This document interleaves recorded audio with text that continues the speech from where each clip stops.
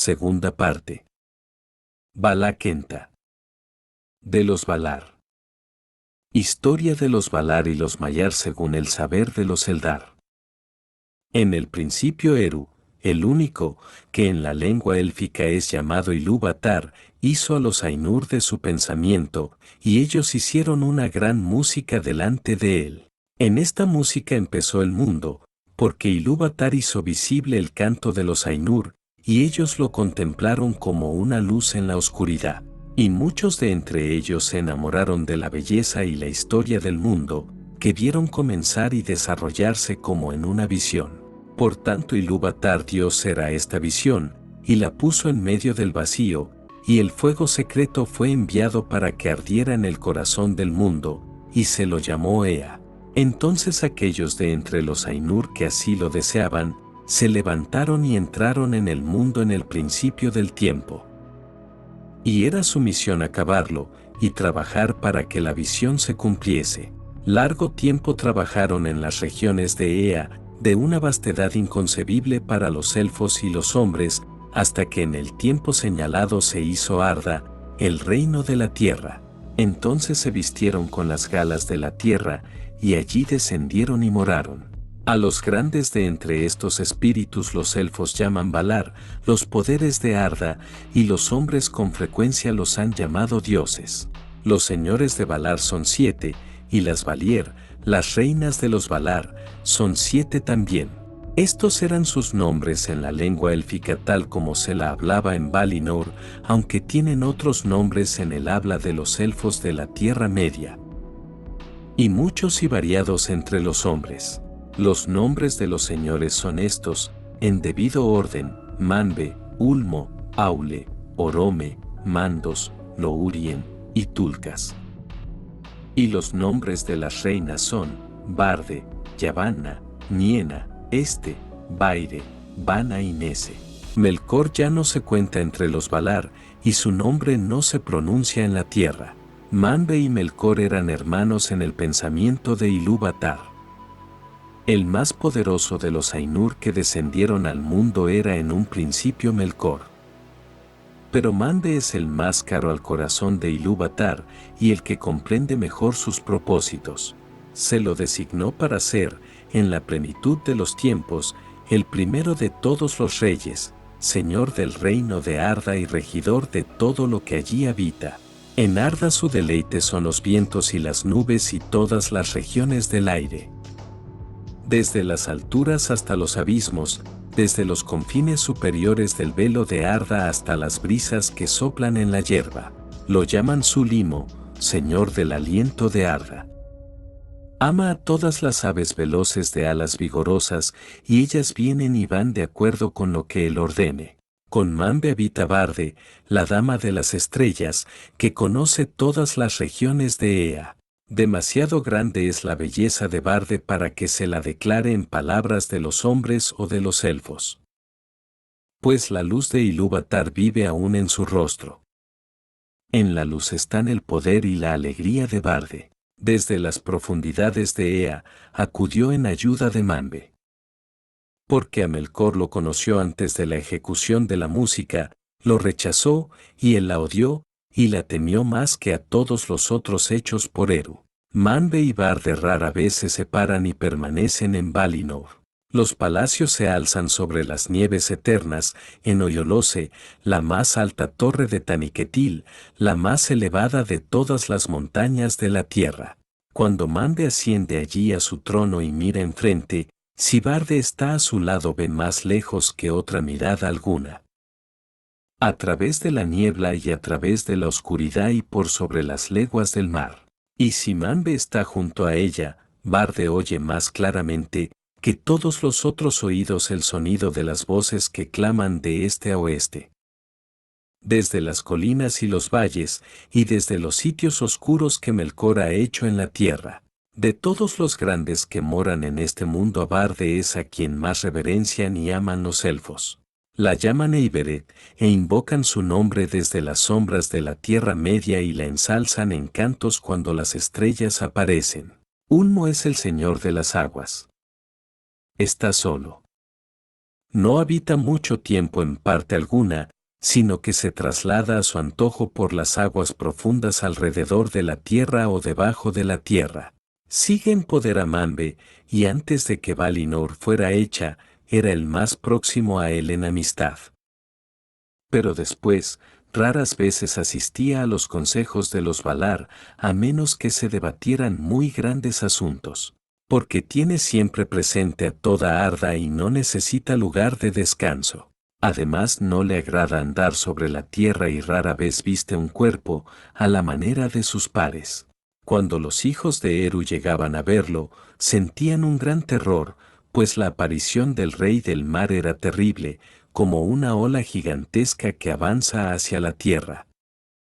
Con un yelmo oscuro de cresta espumosa y una cota de malla que resplandece pasando del color plata a unas sombras verdes. Altas son las trompetas de Manbe, pero la voz de Ulmo es profunda como los abismos del océano que solo él ha visto. No obstante, Ulmo ama tanto a los elfos como a los hombres y nunca los abandona, ni aun cuando soportan la ira de los Valar. A veces llega invisible a las costas de la Tierra Media o sube tierra adentro por los brazos de mar, y allí hace música con los grandes cuernos, los ulumuri, de conchas blancas labradas. Y aquellos a quienes llega esa música, la escuchan desde entonces y para siempre en el corazón, la nostalgia del mar ya nunca los abandona. Pero Ulmo habla sobre todo a los que moran en la Tierra Media con voces que se oyen solo como música del agua. Porque todos los mares, los ríos y las fuentes le están sometidos, de modo que los elfos dicen que el espíritu de Ulmo corre por todas las venas del mundo. Así le llegan a Ulmo las nuevas, aun en las profundidades abismales, de todas las necesidades y los dolores de Arda, que de otro modo permanecerían ocultos para Manbe. Poco menos poder que Ulmo tiene Aule. Domina todas las sustancias de que Arda está hecha. En un principio trabajó mucho en compañía de Manbe y Ulmo, y fue él quien dio forma a las tierras. Es herrero y maestro de todos los oficios, y los trabajos que requieren habilidad, aun los muy pequeños, tanto como de las poderosas construcciones de antaño. Suyas son las gemas que yacen profundas en la tierra, y el oro que luce en la mano, y también los muros de las montañas y las cuencas del mar. Los Noulde fueron quienes más aprendieron de Aule, quien fue siempre amigo de ellos. Melkor estaba celoso, pues Aule era el que más se le parecía en pensamiento y en poderes. Y hubo entre los dos una prolongada lucha en la que Melkor siempre estropeaba o deshacía las obras de Aule. Y Aule se cansaba de reparar los tumultos y los desórdenes provocados por Melkor.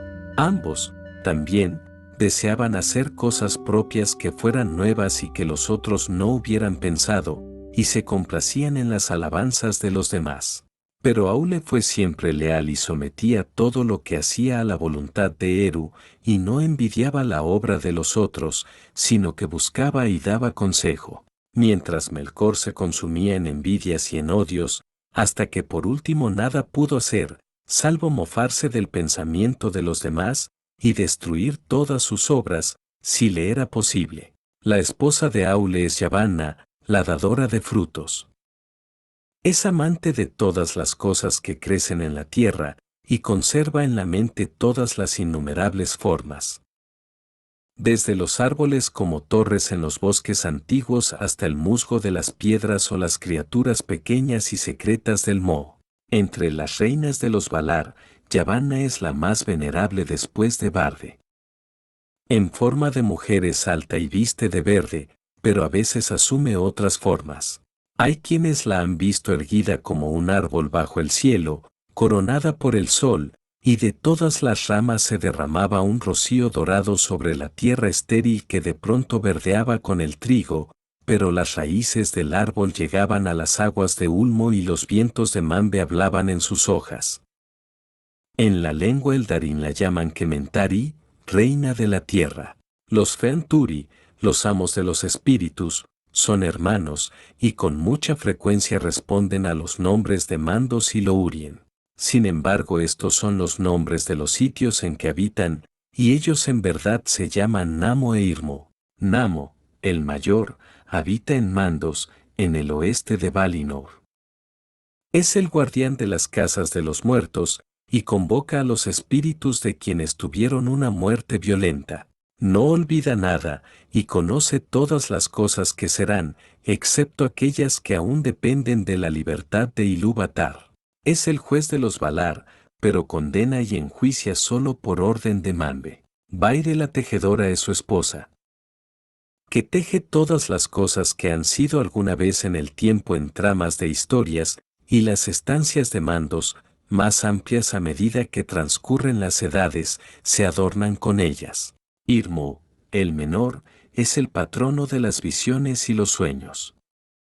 Los jardines de Irmo se encuentran en Lórien, en la tierra de los Valar, y es el más hermoso de todos los lugares del mundo. Habitado por muchos espíritus. Estela Gentil, curadora de las heridas y las tangas, es su esposa. Gris es su vestido, y reposo es su don. No camina durante el día, pero duerme en una isla en el lago de Lorellin, sombreado de árboles. Las fuentes de Irmo y calman la sed de todos los que moran en Valinor, y a menudo los mismos Valar acuden a Lórien y encuentran allí reposo y alivio de la carga de Arda. Más poderosa que es Niena, hermana de los Feanturi, vive sola. Está familiarizada con el dolor y llora todas las heridas que ha sufrido Arda por obra de Melkor. Tan grande era su pena, mientras la música se desplegaba, que su canto se convirtió en lamento mucho antes del fin. Y los sonidos de duelo se confundieron con los temas del mundo antes que éste empezase. Pero ella no llora por sí misma, y quienes la escuchan aprenden a tener piedad y firmeza en la esperanza. Los palacios de Niena se alzan al oeste del oeste en los límites del mundo, y ella rara vez viene a la ciudad de Valimar, donde todo es regocijo. Visita sobre todo los palacios de Mandos, que están cerca de los suyos, y todos los que le esperan en Mandos claman por Elía. Pues fortalece los espíritus y convierte el dolor en sabiduría. Las ventanas de su casa miran hacia afuera desde los muros del mundo. El más grande en fuerza y en proezas es Tulkas, a quien llaman Astaldo el Valiente. Fue el último en llegar a Arda para ayudar a los Valar en las primeras batallas contra Melkor. Ama la lucha y los torneos de fuerza, y no monta a caballo, pues corre más rápidamente que todas las criaturas que andan a pie, y no conoce la fatiga. Tiene el pelo y la barba dorados y la piel rojiza, sus armas son las manos. Poco caso hace del pasado o del futuro, y no es buen consejero pero sí un amigo intrépido. Su esposa es Nese, hermana de Orome, y también ella es ágil y ligera de pies. Ama a los ciervos, y ellos van detrás de su séquito toda vez que ella se interna en las tierras salvajes, pero los vence en la carrera, veloz como una flecha con el viento en los cabellos. La danza la deleita, y danza en Valinor en los prados siempre verdes. Orome es un poderoso señor. Aunque no tan fuerte como Tulkas, es más terrible en cólera, mientras que Tulkas ríe siempre, en el juego como en la fuerza. Y llegó a reírse en la cara de Melkor en las Alalias de antes que los elfos nacieran. Orome amaba la Tierra Media, la dejó de mala gana y fue el último en llegar a Valinor. Y en otro tiempo volvía a menudo al este por las montañas y regresaba con su ejército a las colinas y las llanuras. Es cazador de monstruos y de bestias feroces, y encuentra deleite en los caballos y los perros. Y ama a todos los árboles, por lo que recibe el nombre de Olderan, y los Sindar lo llaman Taurón, el señor de los bosques. Nejer es el nombre de su caballo, blanco al sol y de plata refulgente por la noche. El gran cuerno que lleva consigo se llama Valaroma, y el sonido de este cuerno es como el ascenso del sol envuelto en una luz escarlata o el rayo que atraviesa las nubes. Por sobre todos los cuernos de su ejército se oyó a Valaroma en los bosques que Yavanna hizo crecer en Valinor. Pues allí preparaba Orome a gente y a bestias para perseguir a las criaturas malignas de Melkor. La esposa de Orome es Vana, la siempre joven, hermana menor de Yavanna. Las flores brotan cuando ella pasa y se abren cuando ella las mira. Y todos los pájaros cantan cuando ella se acerca. Estos son los nombres de los Valar y las Valier, y aquí se cuenta brevemente qué aspecto tenían, tal como los Eldar los contemplaron en Aman. Pero aunque las formas en que se manifestaron a los hijos de Ilúvatar parecieran hermosas y nobles, no eran sino un velo que ocultaba su hermosura y su poder. Y si poco se dice aquí de todo lo que una vez supieron los Eldar, no es nada en comparación con lo que ellos son en verdad. Pues se remontan a regiones y edades que nuestro pensamiento no alcanza. Entre ellos, 9 eran los más poderosos y venerables, pero uno fue eliminado y quedaron 8, los Aratar, los principales de Arda. Manbe y Barde, Ulmo, Yavanna y Aule, Mandos, Niena y Orome. Aunque Manbe es el rey y responsable de la lealtad de todos a Eru, son pares en majestad y sobrepasan sin comparación a todos los demás, Valar o Maiar. O a cualquier otro enviado por Ilúvatar a Ea, de los Maiar. Con los Valar vinieron otros espíritus que fueron también antes que el mundo, del mismo orden de los Valar, pero de menor jerarquía. Son estos los Maiar, el pueblo sometido a los Valar, y sus servidores y asistentes. El número de estos espíritus no es conocido de los elfos y pocos tienen nombre en las lenguas de los hijos de Ilúvatar. Porque aunque no ha sido así en Aman, en la Tierra Media los Maiar rara vez se han aparecido en forma visible a los elfos y los hombres. Principales entre los Maiar de Valinor cuyos nombres se recuerdan en las historias de los días antiguos son Limaré, doncella de Barde, y Ombe, el portador del estandarte y el heraldo de Manbe, con un poder en el manejo de las armas que nadie sobrepasa en Arda. Pero de todos los Maiar, Ose y Winen son los más conocidos de los hijos de Ilúvatar. Ose es vasallo de Ulmo y amo de los mares que bañan las costas de la Tierra Media. No desciende a las profundidades, pero ama las costas y las islas y se regocija con los vientos de Manbe, se deleita en las tormentas y se ríe en medio del rugir de las olas. Su esposa es Winen, la señora de los mares, cuyos cabellos se esparcen por todas las aguas bajo el cielo. Ama a todas las criaturas que habitan en las corrientes salinas y todas las algas que crecen allí. A ella claman los marineros, porque puede tender la calma sobre las olas, restringiendo el frenesí salvaje de Ose. Los Númenóreanos vivieron largo tiempo bajo la protección de Winen, y la tuvieron en igual reverencia que a los Valar. Melkor odiaba al mar, pues no podía someterlo. Se dice que mientras hacían a Arda, intentó ganarse la lealtad de Ose, prometiéndole todo el reino y el poder de Ulmo, si lo servía. Así fue que mucho tiempo atrás hubo grandes tumultos en el mar que llevaron ruina a las tierras. Pero Winen, por ruego de Aule, disuadió a Ose y lo condujo ante Ulmo. Y fue perdonado y volvió a su servicio y le fue fiel, la mayoría de las veces. Porque nunca perdió del todo el gusto por la violencia y a veces mostraba una furiosa terquedad aún sin el consentimiento de Ulmo, su señor. Por tanto, los que habitan junto al mar o se trasladan en embarcaciones suelen amarlo, pero no confían en él. Melian era el nombre de una maya que servía a Vanna y a Esté, vivió largo tiempo en Lórien, donde cuidaba de los árboles que florecen en los jardines de Irmo. Antes de que ella se trasladara a la Tierra Media, los ruiseñores cantaban a su alrededor donde quiera que ella fuese.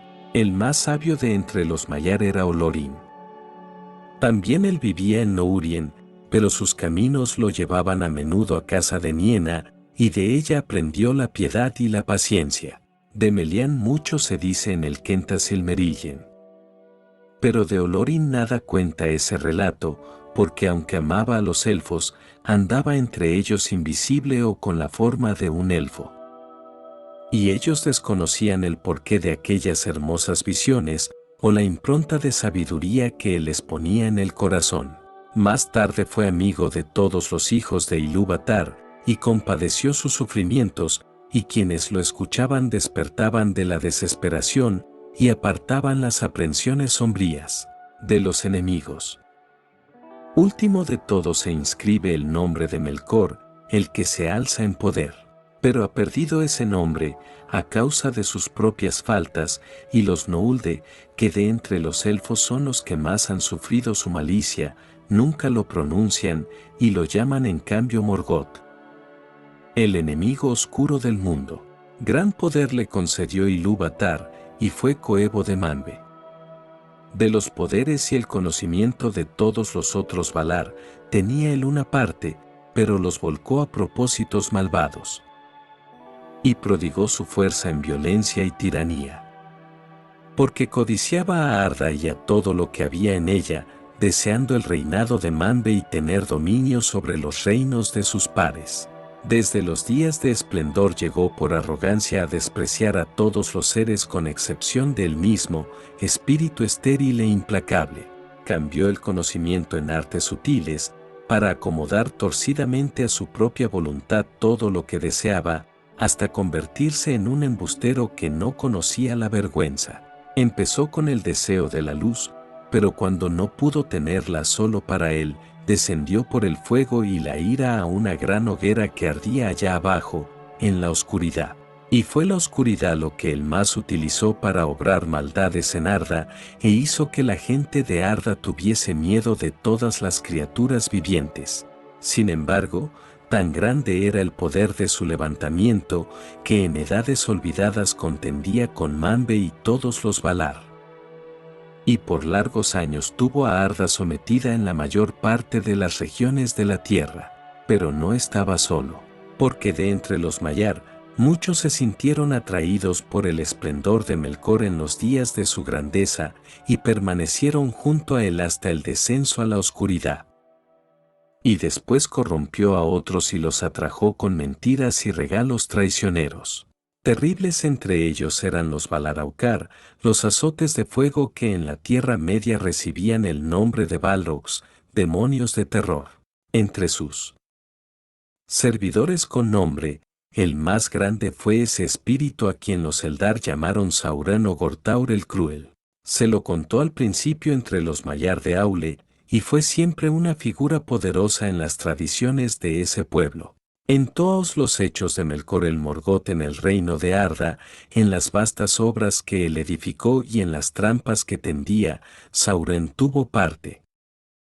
Y era menor en maldad que su amo, solo porque durante mucho tiempo sirvió a otro, y no a sí mismo. Pero en años posteriores se levantó como una sombra de Morgoth, y como un fantasma de su malicia, y anduvo tras él por el mismo ruinoso sendero que descendía al vacío. Aquí concluye el Valakenta.